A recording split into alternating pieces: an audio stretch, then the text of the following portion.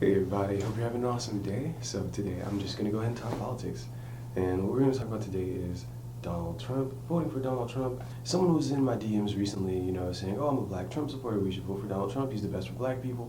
Okay, let's go ahead, let's analyze that, let's break that down. Is that the case? Should we be voting for Donald Trump? If you're a black person, should you vote for Donald Trump?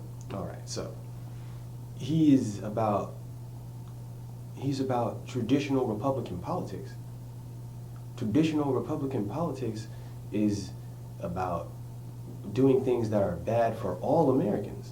Because we have to understand, what's good for black people is what's good for all Americans.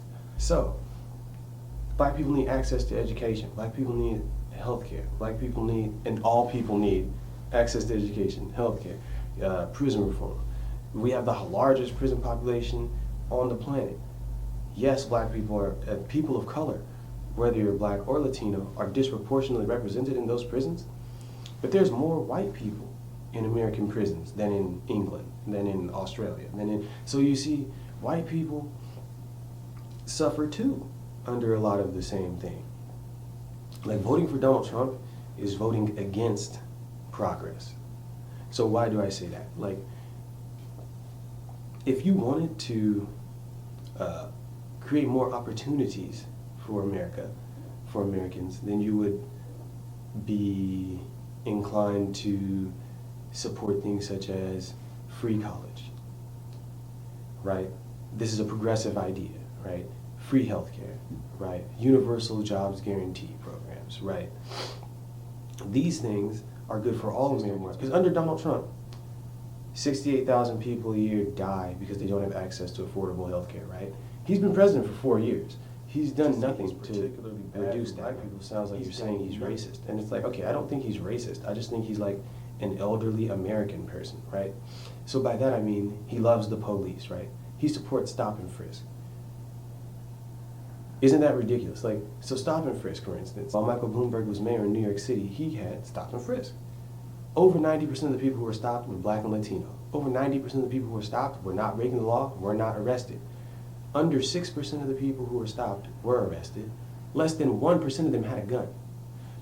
So you're just about going into black neighborhoods, stopping 100 people, and letting 95 of them go because they didn't do anything. Do you see how that looks racist? As president, you don't get to pretend that you don't know those statistics. This is the Department of Justice. You could look. This is in the New York Times. This is common knowledge. That's why Michael Bloomberg had to take it back and apologize. It's common knowledge.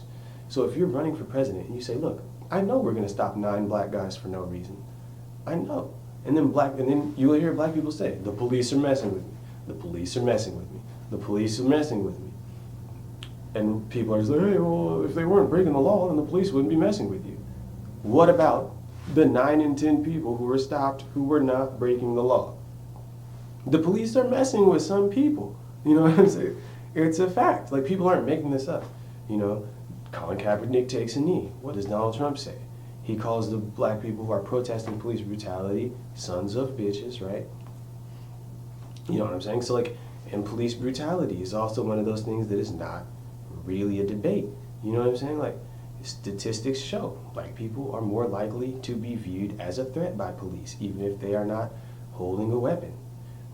The police are more likely to perceive a weapon where there is no weapon.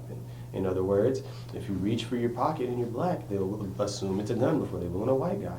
That's why black people are more likely to be shot by the police when they don't have a weapon, when they are unarmed, and when they are not provoked. I mean, and you could look at the Department of Justice. Just look at the statistics on any precinct that is searched. In every precinct, this holds. Black people suffer from police misconduct at higher rates than white people. Black people are paid out for police misconduct at higher rates than white people.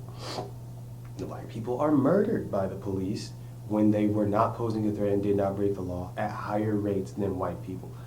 Find one, because there's endless videos on the internet of black people being shot by the police for no reason. Tamir Rice, 12-year-old in the park, boom, pull up, shoot him in 15 seconds. They didn't stop and park away and say, drop the weapon. But there's a video of a black guy. He's coming from church, and the police shoot him from far away while he's standing by his car, right? They're police in helicopters saying he looks like he's on something. He's a dad coming home from church. You cannot find a video of a middle-aged, chubby white guy in a button-up shirt getting shot by the police on his way home from church. You can't. You can't. You also can't find a city where they're stopping 100 white people and 90 of them didn't do anything. You can't find it. You cannot find it. So like the debate about does Donald Trump have racist policies, it's not a debate. You know what I'm saying? It's about, are you willing to acknowledge facts? When it comes to the whole Muslim ban, I consider that racist, right? So there are a lot of Americans who will say, Islam is bad, the Muslims want to hurt us, blah, blah, blah, Islamic terrorism. Okay. When did Muslims start wanting to hurt us? Did Muslims want to hurt us in the 1950s? No. Did Muslims want to hurt us in the 1920s? No. Which line in the Quran says, thou shalt destroy America? There's no line in the Quran that says that. We have to accept the fact that our foreign policy causes people to not like us. When you send drone strikes to go kill civilians, those civilians then turn around and want to kill you. You see what I'm saying? So like, okay, people say, okay, 9/11 happened. They attacked us first. That's the first step of racism, right? A few people who happen to be Arab do 9/11. How many guys hijacked a plane? It wasn't every Arab in the Middle East. A few people hijacked a plane. It wasn't even agents of the government. So no government even attacked us. Banning Muslims is, I mean, it's debatable. Some people want to say it's not racist. I say, okay, we were obviously generalizing against a whole group of people, whether it's black people, whether it's people who are from the Middle East, whether it's people of Latin American heritage, you know, kids in cages, build a wall. I mean, do we even have to go into how you call them rapists and murderers? I mean, is Donald Trump good for people of color? No. Like, as I said before, he settled out of court for discrimination. Like, the list is too long. You don't get that many, you shouldn't have that long of a list. I could see if it was one. I could see if it was like two. You know what I'm saying? But we also have to understand, when Donald Trump was in college, black people got equal rights.